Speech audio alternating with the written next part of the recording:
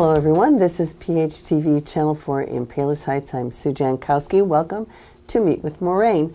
And in our program today we have invited Andy Huffnagel. Andy, thank you for being here today with us. Thanks for having me. Andy is the program coordinator of the Fire Science Department at Moraine Valley Community College. And as we always bring every month something exciting about Moraine Valley, there are so many venues and so many different ways that you or someone in your family can go to. This is a completely new one to me. I'm always excited when I almost every month learn something new about Moraine Valley, and you will too today. So the Fire Science program, I didn't know that was available to students to learn how to become a firefighter or paramedic. I mean, I'm guessing that's what it is all about there. Yes, ma'am. Okay. So now, before we really get started on discussing the entire program and how you can get involved in it, Andy, how long has this program been in existence, and what's your role here lately? Have you been there for a long time? How did you get involved in this program? Okay. The college had fire science programs on campus way back in the days when they had the trailers on campus. Okay. In the 1970s, the program started. It's grown since then. I have been fortunate enough to be with the college since 2003. So in my 15 years there, we have grown the program steadily. The college has embraced a lot of new programs, a lot of new ideas. We have gone from general basic fire science classes to EMT classes to now having a full-fledged fire academy where we can get people certified as firefighters in the state of Illinois and get them started in their careers. That's amazing. So, okay, so there's a lot of programs. Is this the path you need to take as a potential firefighter, paramedic, EMT? Is this what you do? You start at a community college? I guess it was always my idea that, you just signed up and I'm a firefighter and there you go. But that's not really the case. That's not the case anymore. Many, many years ago, there used to be a lot of volunteer departments and places to get your foot in the door. Yes. However, as the population has grown and the call volume has increased, most departments in the area have gone to full-time career departments. So it's difficult to get your foot in the door that way. Okay. You have to start out by getting your EMT education, and from there that opens up some doors. You can then decide to go to paramedic school, which is an additional year of schooling beyond EMT, or you can go into the fire academy at Moraine Valley. We're one of the places that you can get firefighter training. There are some others in the northern Illinois area. However, we're one of the only community colleges in the entire state where you can come in as a person who's not sponsored by a department, who's not affiliated with a municipality, and you can go from the very beginning and walk out the door becoming a certified firefighter. Well, that sounds amazing and exactly what you would need to do. And actually in a community who's, hiring, employing those firefighters, paramedics, and so forth, that you want them to have that great training. Absolutely. Because it's such a tremendously responsible job. It's great when they have that kind of background, the education to get to make good choices and then be hired by communities who now have a really valuable member. And you're right. I mean, so many years ago, it was so many volunteers, and that was great too. Sure. At the time. But things do change, and the needs change. So that is great. So now they have all these type of programs, and I would think that you need certain specific facilities to actually be able to have a great program. Absolutely. Where it's sort of hands-on, I'm guessing. Absolutely. So what would the facilities look like at Moraine? Well, at Moraine Valley, we've gone from one classroom that shared fire science and EMS to now 3 dedicated classrooms specifically to our program. And the college just invested and built us a garage facility so that we can store our vehicles inside. We actually have 2 fire engines, an ambulance, and a trailer that we have specifically to our program. Nice. And we store our vehicles inside, and we can use that facility to train our firefighters. We have a very large storage container that we've had set up as a supplied air breathing maze. It's approximately 200 feet long so that our students can gain the confidence they need to successfully wear their air packs, which is their lifeline when they're in a burning structure. Right. Right. And having this kind of experience, really like actual experience before the actual event would take place, is invaluable. Absolutely. We take baby steps. We want to make sure that they're confident, make sure that they're comfortable, and we slowly ratchet up the level of stress on them and get them to the point where they're going into burning structures and actually putting out fires and searching for victims. We're fortunate enough to have great partners in the area. We work with Oak Lawn's Fire Training Tower, Orland's Fire Training Tower, Frankfurt's Fire Training Tower. We can use their facilities, and we can actually burn in those and get them the real-life experience they need.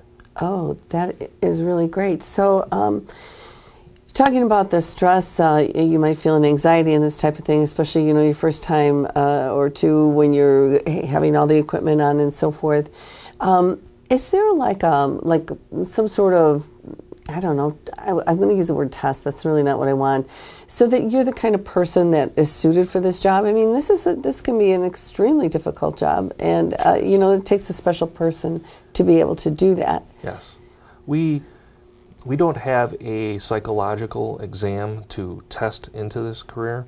We will take students who are interested in the program, give them the opportunity to experience it, and if it's not for them, they're the ones that generally withdraw. Oh, no, yeah. We did have one student this past academy who just wasn't a good fit, and he realized that and said, you know what, this is not for me, and I'm going to have to bow out. And that's good. We want that to happen before they get onto the job. Right. You don't want them uncomfortable in doing something that they're really not suited to do.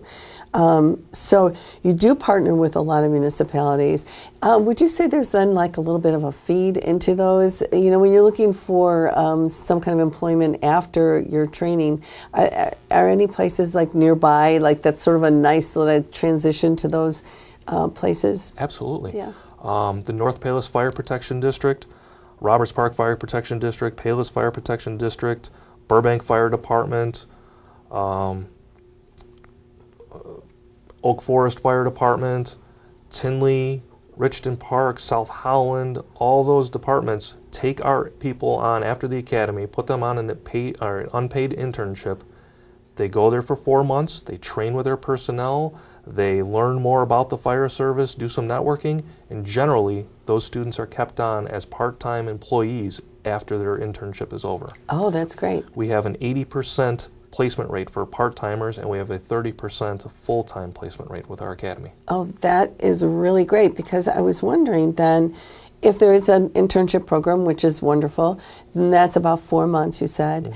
Mm-hmm. How long would it take, including that internship, to be qualified to go out and get employment as one of those? The academy portion, where we teach them the hands-on and classroom knowledge, is 13 weeks long. Okay. Then there's generally a break. They take their state written examinations after they are placed at their internships departments. State law requires that you are a member of a fire department before you can take those written exams. Oh. So they get hooked up with those internship departments that we have signed affiliation agreements with. They take their state exams, do their 4-month internship, and after that, they're fully certified firefighters. Okay. So somewhere in the neighborhood of really under a year, absolutely, you can get that. 8 months. Eight months. That's a great thing. In 8 months, you can learn all of this and go on. Now this has been in existence longer than I ever knew, mm-hmm, starting in the 70s. And you've gotten new facilities, you've gotten bigger, better, greater. Where do you see the future of this going at Moraine Valley? Well, we're very fortunate at the college to have the support of the executive leadership team and the board of trustees.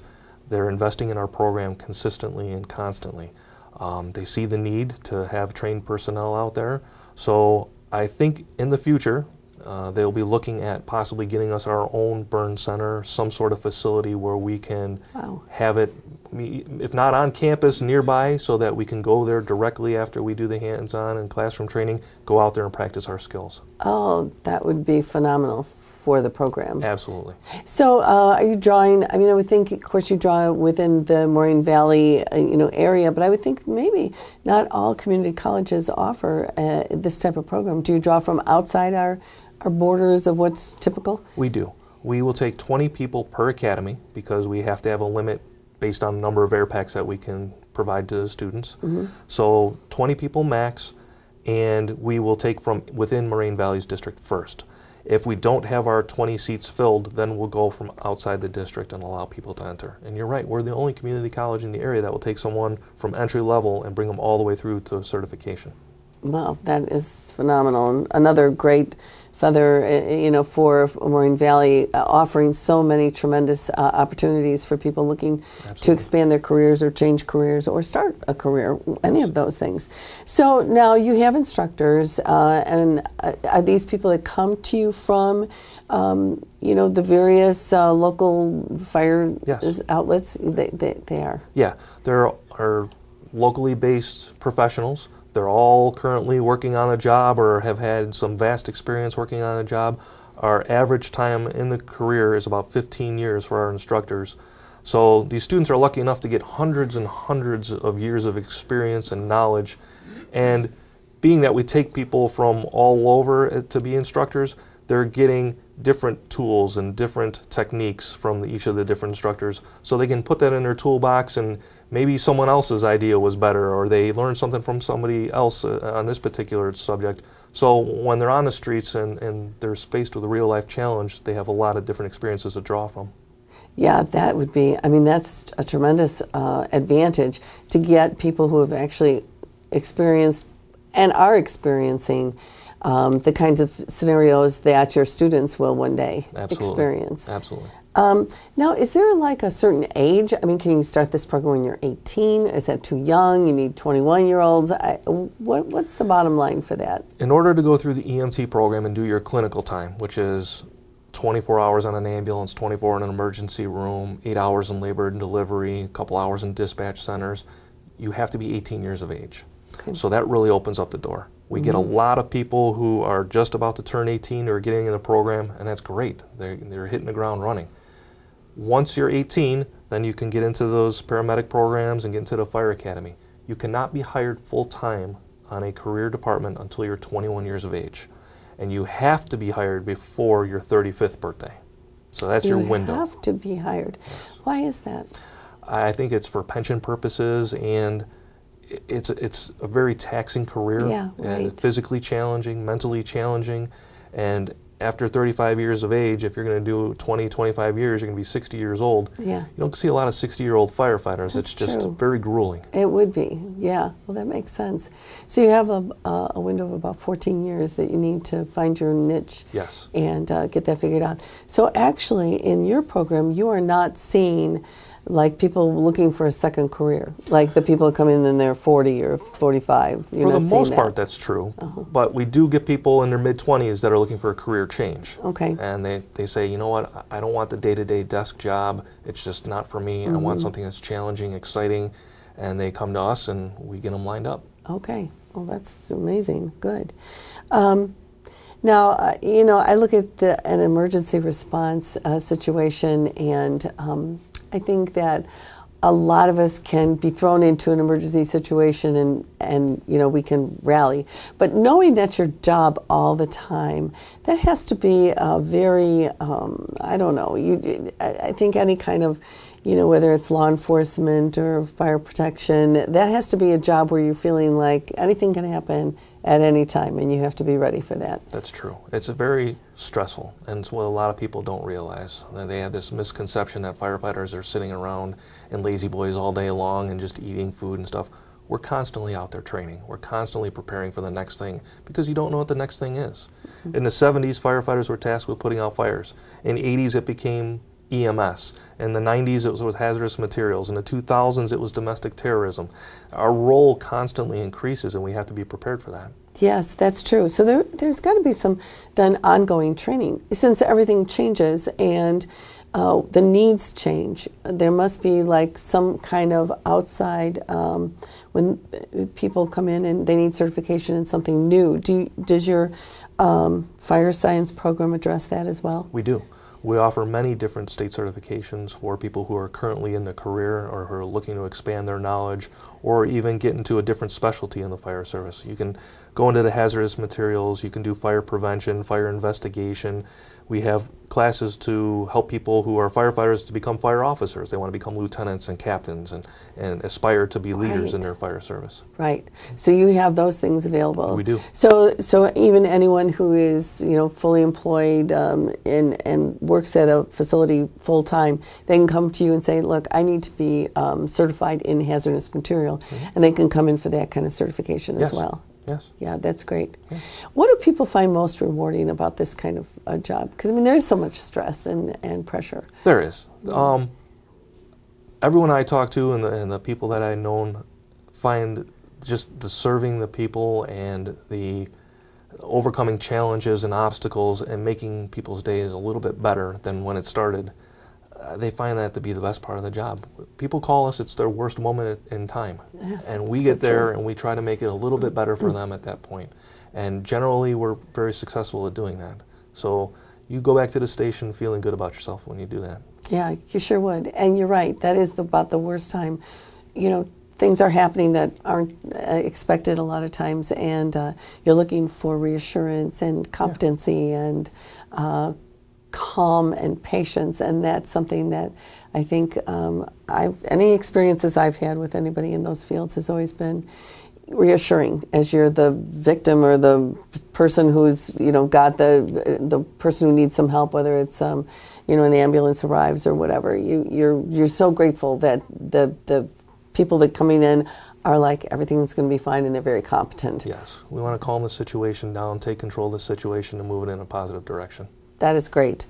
So actually, is this then, if the program is 13 weeks long, is that what you said? The Fire Academy program. Fire Academy is 13 weeks. So this kind of cycles through on a 13-week basis, or it's only offered certain times? We only offer it in the fall, in the very beginning of the semester, from the 3rd week of August till right before Thanksgiving. They're actually ready to graduate this Monday. Oh, nice. And then we do it again in spring from the very beginning of February till May. Okay, so twice a year. Twice a year. So if any of our viewers were interested in finding out more or beginning this fire science program, they would be starting in February, and really by this time all your seats could be full. Right. The first step would be to get into the EMT class, and that's called EMS 101 at Moraine Valley. Okay. That EMT class is really the gatekeeper to the Fire Academy programs and to the paramedic programs. So they come to the college, they sign up for EMS 101, and then they would be eligible to apply for the Fire Academy the following offering. Okay, so they need to start there and then move on from there. So at this point they need to sign up for that class first. Correct. And then possibly get involved come in the fall semester. Correct. If somebody was really eager and wanted to hit the ground running and get going, they could enroll in the college classes, get their application in, take their placement test, apply or enroll in EMS 101 for the spring semester, which begins in January and runs to May. They would take that EMS 101, and during that time they could then fill out their application for the fall 2019 Fire Academy. Okay, so there is a process. It's just not walk in and get started. You need certain things to have to happen first. Correct. We do criminal background checks, drug screens. We have a medical process that they go through to make sure that they're fit for firefighting duties through an occupational doctor. There's a lot of hoops to jump through to make sure that they're safe and they're going to have a long, successful career. And that's so important. You know, they want to be safe, right, and have a great career. Yeah. Well, this sounds like a great program, Andy. Thank you for sharing with us. Is there anything anybody needs to know more about this program before they get started? Moraine Valley is the place to be. Moraine Valley has a great program. Again, we have the support from the upper administration and the Board of Trustees. They're constantly giving us the equipment and tools necessary to make the program better and to produce high-quality first responders for the community. That's amazing and great. And this is a great opportunity. If that's something that you're interested in, some family member of yours or a friend looking for a path to take, head over to Moraine Valley. And, you know, if you're not sure about some of the things we said, or you want to duplicate, you know, kind of go over that again, you can go on their website, I'm sure, find out some information there, and give your department, could they call your department and for guidance? Yeah, and I've got, they can call the Career Program Subdivision Office, or they can call my extension directly or email me. I take very a lot of pride in getting back to people within 24 hours. Okay, well, we'll put those numbers up on the screen for you. Great, thank so you. that you can call too if you're interested in this. And you got to think ahead a little bit that this is something you might want to do and plan. And if you're someone who is like in high school, you have a student in high school right now, these are things to think about for the future if your student is thinking about these things. So thanks again, Andy, for being with us today. Thanks for having me. You're welcome. And thanks for watching Meet with Moraine. We'll see you next month. Bye-bye.